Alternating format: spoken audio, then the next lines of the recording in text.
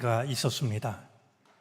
하늘만 바라보며 살아가는 하늘 바라기인 우리들을 불쌍히 여겨 주옵소서. 말씀에 식탁으로 불러주신 주님, 주님께서 셰프가 되어 주시니 감사합니다. 생명의 말씀을 함께 나누게 하옵소서. 예수 그리스도의 이름으로 기도드립니다. 아멘. 요즘 내리는 비는 우리의 예상과 우리의 경험을 훌쩍 뛰어넘습니다.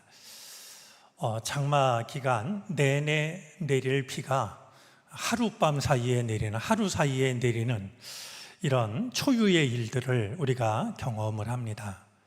이런 일이 언제까지 지속될지, 어디까지 지속될지 우리는 아무것도 짐작을 하질 못합니다. 요즘 어쩌면 우리한테 가장 필요한 찬송이 주 날개 및 내가 편안히 쉬네. 밤 깊고 비바람 몰아쳐도 아버지께서 날 지켜주시니 거기서 평안히 쉬리로다. 아마 이 찬송이 아닐까 생각이 듭니다. 밤 깊고 비바람 몰아쳐도 바로 우리가 그런 시대를 살고 있는데, 이럴 때일수록 우리들의 믿음이 세상을 이겨낼 수 있게 되기를 바랍니다. 원래 겸손이라는 말은 흙, 먼지, 진흙이라는 말에서 온 말입니다. 우리 인간이 다시 겸손의 자리로 돌아가지 않는다면 지금까지 누려왔던 은총을 이제 더 이상 누리기가 어려운 것이 아닐까, 그렇게 자연은 우리들에게 경고하고 있는 것이 아닐까 생각이 되는데, 우리 모두가 겸손의 자리로, 우리가 본래 한 줌의 흙이었다라는 바로 그 자리로 돌아가는 시간들이 되어졌으면 좋겠습니다. 우리 교회에는 몇 가지 교회력이 있는데, 이 교회력 중에서 가장 긴 기간 이어지는 교회력이 성령 강림절입니다. 성령 강림절 후 모두 26주까지 이어지니까 굉장히 긴 기간이 되죠. 평소에는 우리가 성서 일과를 따라서 말씀을 나누지만 우리에게 주어진 이 긴 기간을 통해서 이따금씩 주제를 가지고 말씀을 나누고는 합니다. 오늘부터 위기의 시대를 산 믿음의 사람들이라는 주제로 말씀을 나누려고 합니다. 오늘 우리가 사는 이 시대야말로 여러 가지로 큰 위기를 만난 시대라는 생각이 듭니다. 우리의 사회도, 우리의 인생도, 우리의 믿음도 위태롭게 여겨집니다. 과연 위기의 시대에 믿음의 사람들은 어떤 삶을 살았을까? 그리고 어떤 믿음을 지켰을까? 무엇을 고민했고 어떤 결단을 했을까? 그들이 오늘 우리에게 주는 도전과 위로가 있다라고 하면 그것은 무엇일까? 우리 구약 성경에 나오는 믿음의 사람들을 통해서 이 시대, 위기의 시대를 살고 있는 우리에게 그들이 무엇을 일러주고 있는지를 함께 살펴보도록 하겠습니다. 시대는 다르지만 우리보다 먼저 위기의 시대를 믿음으로 살았던 이들이 우리를 바른 길로 이끌어 가는데 큰 도움이 될 수 있기를 바랍니다. 위기의 시대를 산 믿음의 사람들 중에서 가장 먼저 생각하려고 하는 사람은 노아입니다. 마침 최근에 많은 비가 내려서 노아를 떠올린 것은 아닙니다. 얼마 전 우리 교우 가정을 신방하면서 노아 이야기를 나눴는데, 이제 오고 가면서 이 시리즈로 말씀을 나눌 때 가장 먼저 노아 이야기를 하는 것이 좋겠다라고 여겨졌습니다. 두 가지 점에서 그러했습니다. 하나는 시대가 너무 비슷하다라고 하는 것과 주어진 사명이 역시 매우 밀접하다라는 생각이 들었기 때문입니다. 우리가 잘 알고 있는 것처럼 노아는 큰 홍수와 관련이 있습니다. 하나님께서는 하나님의 형상을 따라서 인간을 아름답고 거룩하게 만드셨습니다. 하지만 인간은 아름답고 거룩한 삶을 살지 못했습니다. 인간에게 맡겨주신 이 땅을 제대로 지켜내지를 못했습니다. 선악과를 따먹음으로써 시작된 죄는 금방 세상을 채우고 말았습니다. 당시의 모습을 창세기 6장 5절과 6절은 다음과 같이 말하고 있습니다. 주님께서는 사람의 죄악이 세상에 가득 차고 마음에 생각하는 모든 계획이 언제나 악한 것뿐임을 보시고서 땅 위에 사람 지으셨음을 후회하시며 마음 아파하셨다. 결국 하나님께서는 이제 크게 탄식하시면서 이 땅을 심판하시기로 하는데요. 이어지는 6장 11절부터 12절 말씀은 당시의 모습을 좀 더 구체적으로 말하고 있습니다. 하나님이 보시니 세상이 썩었고 무법천지가 되어 있었다. 하나님이 땅을 보시니 썩어 있었다. 살과 피를 지니고 땅 위에서 사는 모든 사람들의 삶이 속속들이 썩어 있었다. 누구 따로 예외 없이 그 마음들이 하나님이 보실 때 속속들이 썩어 있었다라는 겁니다. 후회하고 탄식하신 하나님께서는 하나님이 창조하신 모든 것들을 이 땅 위에서 쓸어 버리시기로 합니다. 사실 하나님이 이런 생각을 하실 때 누군가는 하나님의 눈물을 볼 수 있어야 하는 것이 아닐까 하는 생각을 하게 됩니다. 하지만 이것이 전부가 아니라는 듯 한 단락의 마지막 절인 6장 8절 말씀은 이렇게 마감을 하고 있습니다. 그러나 노아만은 주님께 은혜를 입었다. 세상을 물로 심판하시기로 한 하나님께서는 물 위에 뜰 수 있는 방주를 노아에게 만들라고 하십니다. 방주를 만들 재료, 규격, 공간 구성, 방주에 태울 대상 등을 구체적으로 일러 주십니다. 노아로서는 처음 듣는 이야기고 상상도 하기 힘든 일이었겠지만 노아는 뜻밖의 모습을 보입니다. 오늘 읽은 마지막 절 말씀은 다음과 같습니다. 6장 22절입니다. 노아는 하나님이 명하신 대로 다 하였다. 꼭 그대로 하였다.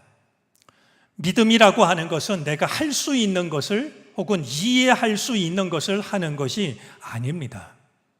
이해할 수 없는 것이라 할지라도 하나님의 말씀을 따르는 것이 믿음이라고 하는 걸 노아는 돌아보게 합니다. 꼭 그대로 하였다라는 이 말씀은 가히 우리 마음에 새겨야 될 말씀이라 여겨집니다. 자, 이렇게 해서 방주가 만들어지기 시작합니다.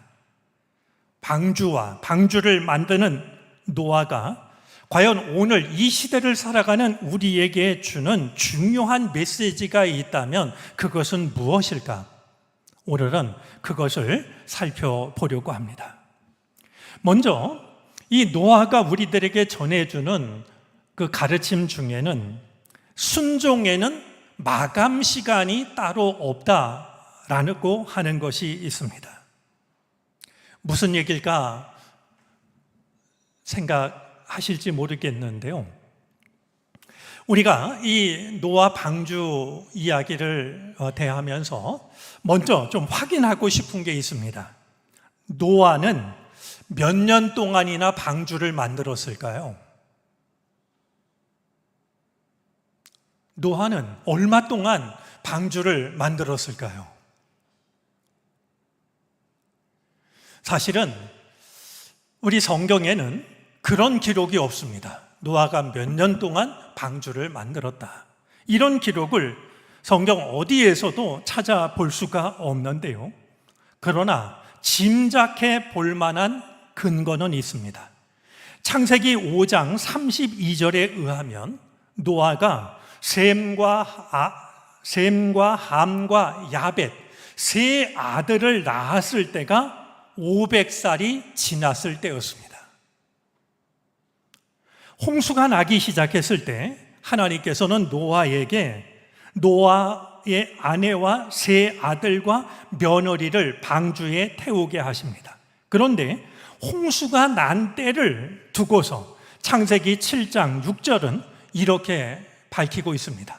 땅 위에서 홍수가 난 것은 노아가 600살 되던 해이다. 자, 그렇다면 세 아들이 태어난 것이 500살이 막 넘었을 때였고 홍수가 난 것이 600살이 되었을 때라고 한다면 어림짐작을 하면 한 80년에서 100년 만든 것이 아닐까, 이런 생각이 가능해집니다. 방주를 만든 기간에 관심을 갖는 것은 만든 기간을 정확히 산출해내고 싶어서가 아닙니다. 적어도 방주를 만든 기간이 짧은 기간이 아니었다라고 하는 사실을 확인하고 싶기 때문입니다. 우리가 경험합니다만 한 번 순종하거나 잠깐 따르는 것은 크게 어려운 일이 아닙니다. 하지만 오래 끝까지 제 식대로 표현을 하면 시간을 잊고 순종하는 일은 결코 쉬운 일이 아닙니다. 노아는 며칠 일했던 것이 아닙니다. 몇 달 일했던 것도 아닙니다. 우리가 생각하는 것보다 훨씬 긴 기간을, 여전히 하늘이 맑고, 아니 하나님이 말씀하신 비가 언제 온단 말이야, 그 모든 것들을 견디고 이겨내면서 하나님의 말씀을 따랐던 것이었죠. 이 노아를 생각할 때마다 떠오르는 생각이 있습니다. 큰 바보가 큰 배를 만든다라는 생각입니다. 저는 노아하면 큰 바보가 큰 배를 만드는구나 하는 생각이 떠오릅니다. 세상에 많은 사람들은 자기 하나 태울 배를, 혹은 자기에게 속한 것을 실을 수 있는 작은 배를 만듭니다. 하지만 큰 바보는 세상을 살릴 큰 배를 만들어냅니다. 우리가 잘 알고 있는 아시시의 프란체스코가 이런 말을 했습니다. 우리 한번 마음에 글씨를 쓰듯이 읽어봐도 좋을 것 같습니다. 함께 읽어볼까요? 주님은 내가 전에 없었던 바보가 되었으면 좋겠다고 하셨다. 나만 아는 똑똑한 사람이 아니라 주님은 내가 전에 없었던 바보가 되었으면 좋겠다고 하셨다.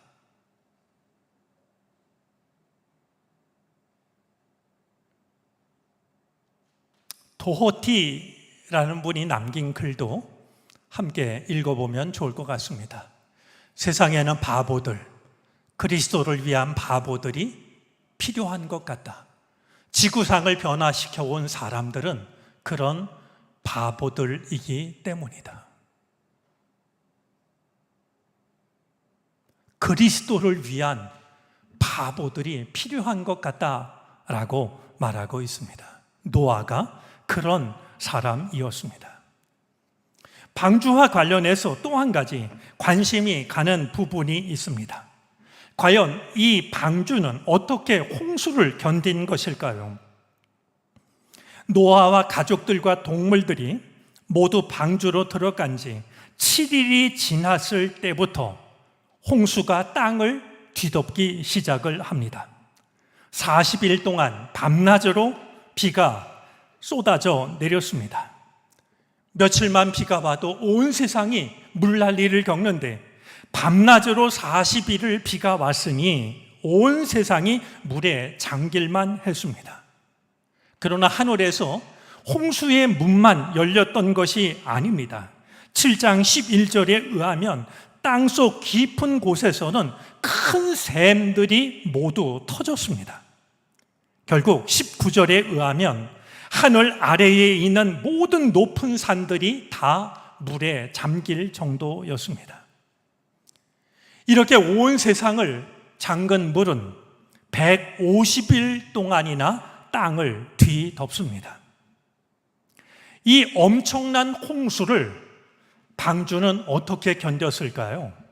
어떻게 부서지지도 않고 물이 스며들어서 침몰하지도 않았던 것일까요?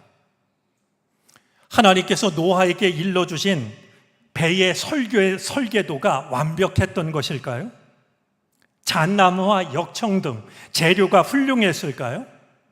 아니면 노아가 배 만드는 재주가 출중했던 것일까요? 방주가 왜 이 홍수를 견딜 수 있었는지 그 이유를 짐작하게 해주는 구절을 저는 7장 16절에서 찾고 싶습니다. 7장 16절 말씀인데요, 하나님이 노아에게 명하신 대로 살과 피를 지닌 살아 숨쉬는 모든 것들의 수컷과 암컷이 짝을 지어 방주 안으로 들어갔다. 마지막으로 노아가 들어가니 주님께서 몸소 문을 닫으셨다. 저는 방주가 이 홍수를 견딜 수 있었던 이유가 바로 저 말씀 속에 담겨져 있는 것이 아닐까 생각합니다. 배가 훌륭해서가 아니라 모두가 다 탄 다음에 마지막으로 방주의 문을 닫으신 분이 하나님이셨기 때문에 말이죠.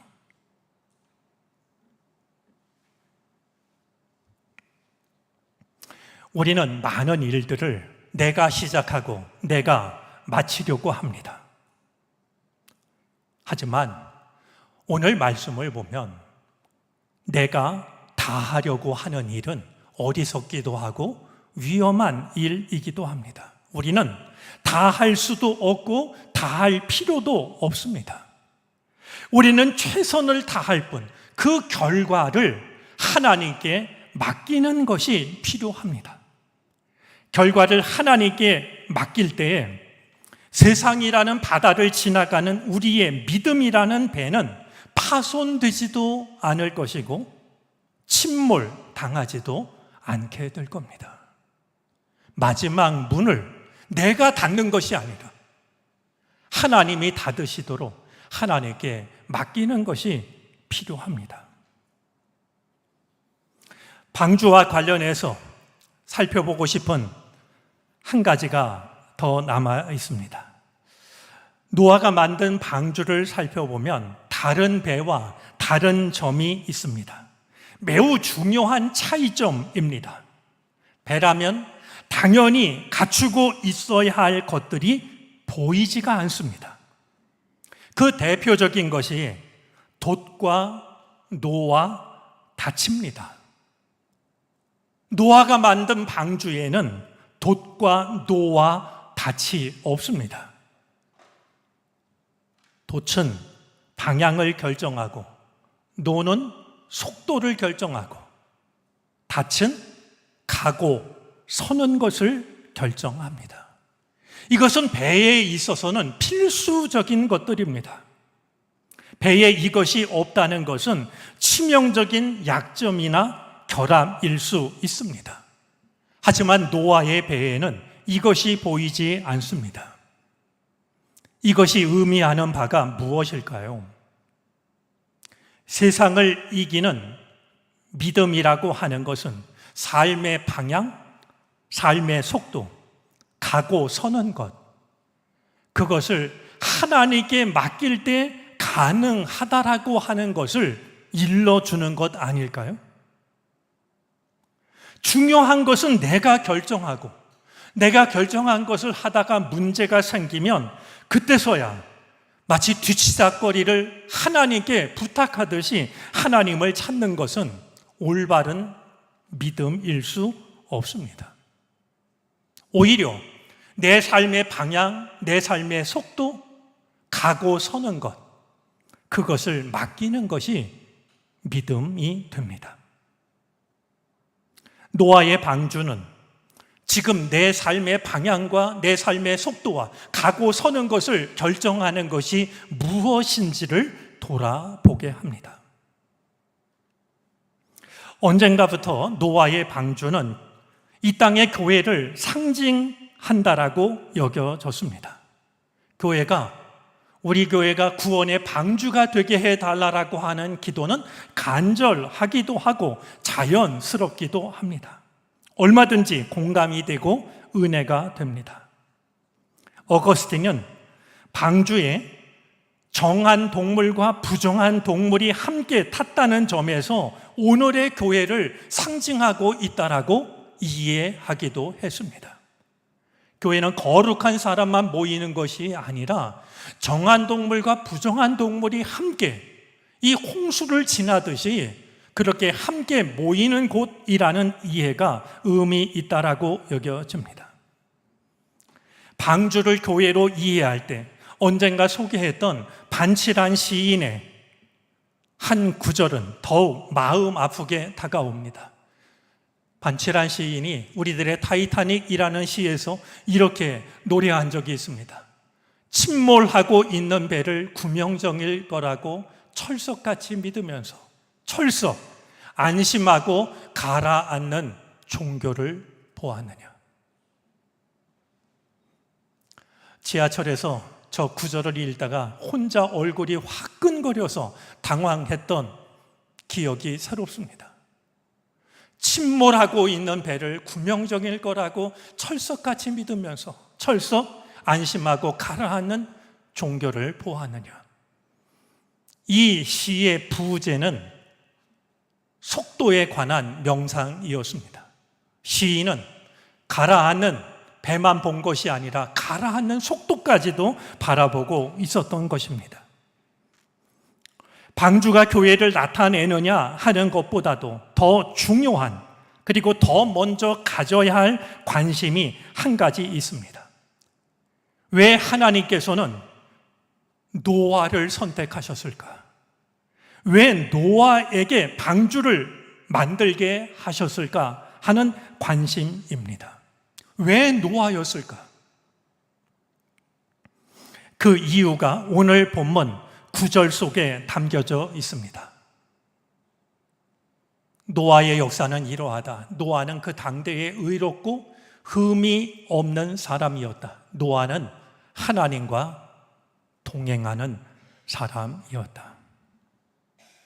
하나님께서는 세상이 속속들이 썩어져 버린 그 시대 속에서도 흠이 없는 삶을 살아가며 하나님과 동행하는 한 사람, 노아를 선택하셨고 그를 통해서 방주를 만들게 하셨던 것이었습니다. 오늘날 교회가 세상을 살리는 방주라는 자부심에만 갇혀 있지 말고 하나님께서 방주를 만들라고 말씀하실 만한 우리들이 되어졌으면 좋겠습니다. 오늘 우리가 살아가는 이 시대는 노아의 시대와 크게 다를 것이 없다라고 여겨집니다. 그럴수록 우리는 또 하나의 노아가 되어야만 됩니다. 이 은혜와 다짐이 우리 가운데 함께 하기를 바랍니다. 기도드리겠습니다. 하나님 보시기에 썩었고 무법천지였던 오늘 우리가 사는 세상은 노아가 살던 세상과 다를 것이 없습니다. 홍수와 방주를 함께 생각하신 하나님, 오늘 우리들의 삶이 그리고 믿음이 또 하나의 방주를 만들 수 있는 노아가 되게 하옵소서. 세상을 살리는 큰 배를 만드는 큰 바보들이 되게 하옵소서. 예수 그리스도의 이름으로 기도드립니다.